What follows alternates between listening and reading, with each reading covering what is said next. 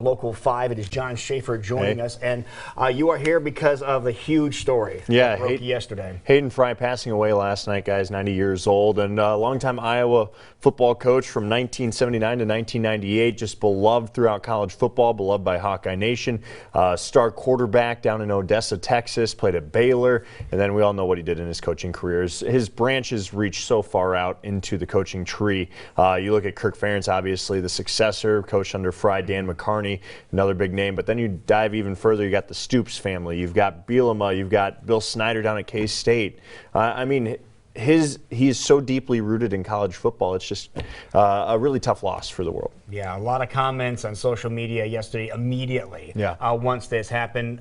Did you ever have a chance to interact with him at all? I didn't. I wasn't really around quite early enough for it. He retired and got out of the state of Iowa, obviously went to a warmer climate, went back to Texas and was closer to home, had a bout with cancer and you know, lived to be 90 years old, long, full life, and very good life at that. I was going to say, even though he lost a battle to cancer, which you never like to hear, he did live a full life on the field and on the field at all the time. Yeah, he was just a guy that all of his players loved, his fellow coaches loved, fans loved, and he always honored the fans. You know, I was going back through some file video from the Sun Bowl in 1995, and he's sitting there waving his hat at them after a big win over Washington in El Paso, Texas. You know, he really has created the roots of this program. You look at him there, and you know, those aviator sunglasses are his staple, and just always.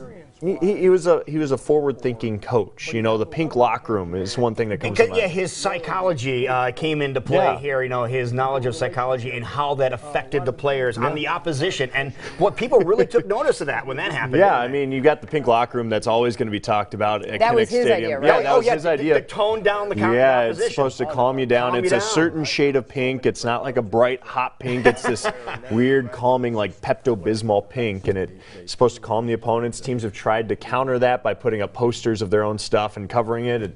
It gets in people's heads. I mean, he was the ultimate just guy that knew how to get behind his opponents. And he was the guy responsible for the Tiger Hawk logo, isn't it? That's correct. Which is the iconic symbol for the Iowa Hawks. Yeah, now it's on the water tower there. I mean, midfield, it's everywhere. And you even look back at the Swarm jerseys we had this year for Iowa, the 3 yellow stripes on the shoulders. I found those from back in the 90s. And so it's really going to be a fun piece to work on today to honor him, and obviously going to try and get in touch with some of his former players. But like you guys said, a lot of people breaking out on social media. You know, Fred Russell, who didn't even play for him, talked about how great of a legacy he left that continues to build through Kirk Ferentz. Yeah, so you touched on some of the coaches that he affected over the many years that he was the coach, and that was the thing that was really neat about him, is that he took so many people under his wing, and then they went on to have incredible careers. Yeah, took chances on a lot of people. Kirk Ferentz didn't have any experience when he brought him in.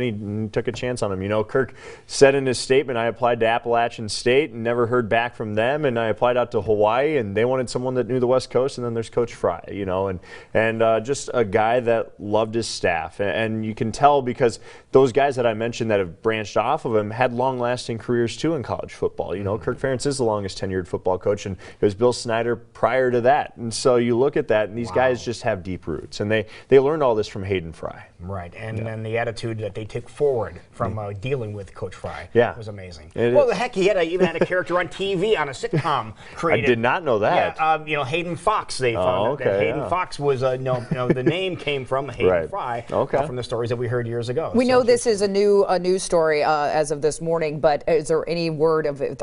Is there going to be any memorial that's happening here locally, since he went? He was at home in Texas. He does have a statue out in Iowa City. I know there's already flowers being put out around that. Currently, Kirk Ferentz is actually in San Diego dealing with some Holiday Bowl stuff, and so it is signing day. It's a big day for for college football teams. So you're dealing with some of that aspect of things too. And so right now, I don't know of much as far as memorial services within the state of Iowa. I'm sure more details will be released on that as it comes up. Do you think they'll have some kind of symbolism on their uniform or helmet coming up for the Holiday Bowl? You know, it's interesting. As long as they rep the Tiger Hawk, I mean, there's no better way to honor Coach Fry. Maybe you take it off in this one, and maybe Kirk Ferentz breaks out some aviators or something like that. That'd be cool. You know, we'll see what they do. I'm guessing initials at least. But Local 5 is following this because there's somebody heading to Iowa City. Yep, we'll have Lake McGee out in Iowa City today, and she's going to get reaction from folks out there. Obviously, a day to celebrate a great life. Yeah, wonderful. Absolutely, great way of looking at it. Thank you, Jon, for joining us this morning. Problem.